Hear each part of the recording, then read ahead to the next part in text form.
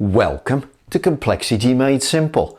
My name is Paul Allen, and the subject of today's video newsletter, well, we're going to talk about removing Kanban systems to have less stock. Okay, so I was with a client. Okay, so I'm going to write it like this. No Kanban. Whoops. No Kanban equals less stock. And I guess I could subtitle it, Are You Mad? So I was with a client. We were going through some process capability training, to be honest, some Six Sigma training. And during the course of the conversation, we got to talk about Kanbans. And somebody said, oh, our senior managers gave an order on high to remove all the Kanbans because we couldn't afford the stock. I don't know what to say. I was speechless when I heard this. So let's talk about your MRP, SAP, Oracle versus your Kanban. So the first thing is the idea that Kanban equals stock, and if you switch it off and you go to SAP, Oracle, pick your weapon of choice on this subject, it equals no stock or minimum stock. It is just daft. Obviously, there's going to be stock flowing through the belly of the company in this system. There's going to be stock flowing through the belly of the company in this system. The question is, which one is which one's the most productive? Which one's the best? Which one's the lowest cost, etc. Okay, now what I'm going to say is this one is the lowest stock. Usually, if I convert a company from this to this, stock goes down by about 50%.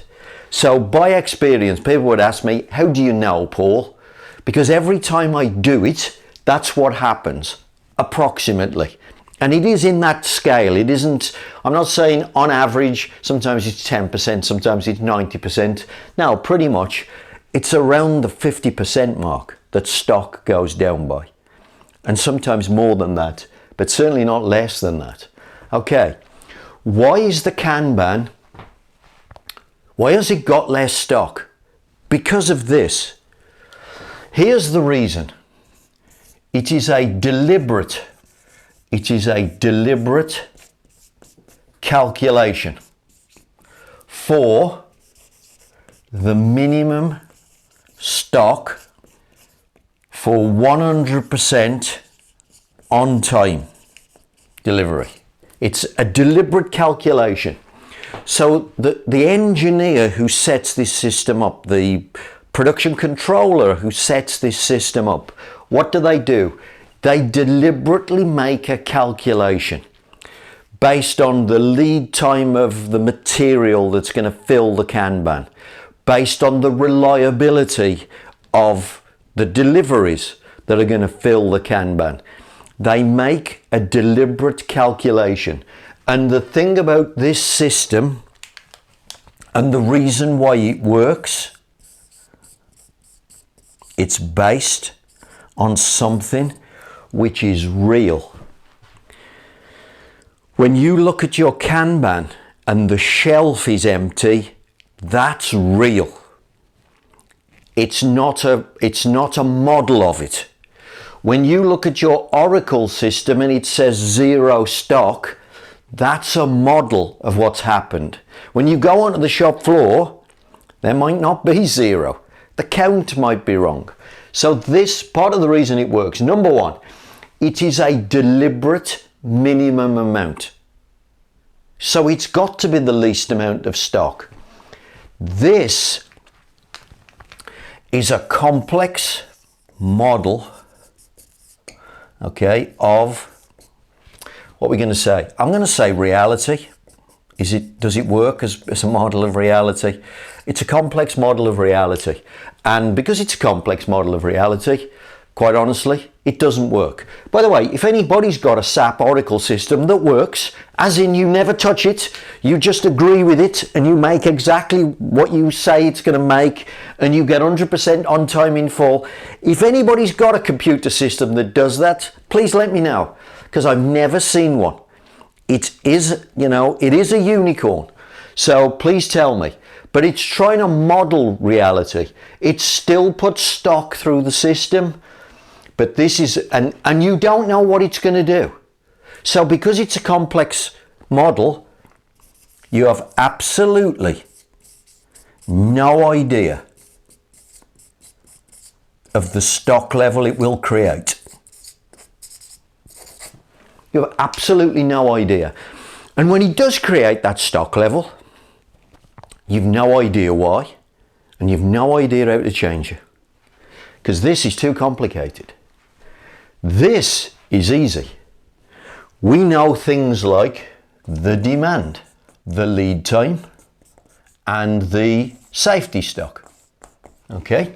So if you say, I don't like the number that this came up with, well, there's three numbers.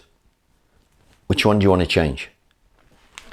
So if the demand isn't changing, clearly that comes from the customer. Not a lot you can do about that. The lead time. You could change the way the lead time works, as in whether it's coming from outside, whether it's coming from inside. If it's coming from inside, you could evaluate the lead time, try and make it turn around quicker for some reason. Maybe do some setup reduction. That would change the lead time. Cut the batch size. If it's coming from outside, of course, more difficult. How do you make the lead time go down on an external supplier? So you could affect this. You could decide to have no safety. You could go, I got 50% safety, I'll take it down to 20% safety. That's possible. You could take that risk and maybe that would pay off. But when you work this out, it's easy. I've only got 3 numbers. This is a complete mess. It's a complete dog's breakfast of a calculation. Nobody knows what's happening. Nobody understands what's happening. And when the stock's too much, nobody understands why. And by the way, if you deliberately remove stock from this system without changing the computer will just put it back into the system. You cannot stop this unless you adjust numbers in it. This one, on the other hand, is easy to adjust. There's numbers on a card and things like that. You could just cross the number out and write a new batch size on and things like that. Dead easy to change, dead easy to understand what you're doing. So because this is easy, simple, it works. This is complex, it doesn't work. You've no idea what the stock level is going to be. It's definitely going to be more than what a Kanban would ask you to create or keep. You removed the Kanban to save stock. Are you crazy? You've got to be, I don't know where senior management get these ideas. Man alive, I wish I could go to the university that teaches them this stupidity. Put your Kanban in, reduce your stock levels by 50%, get more on-time deliveries, and basically you will make more money.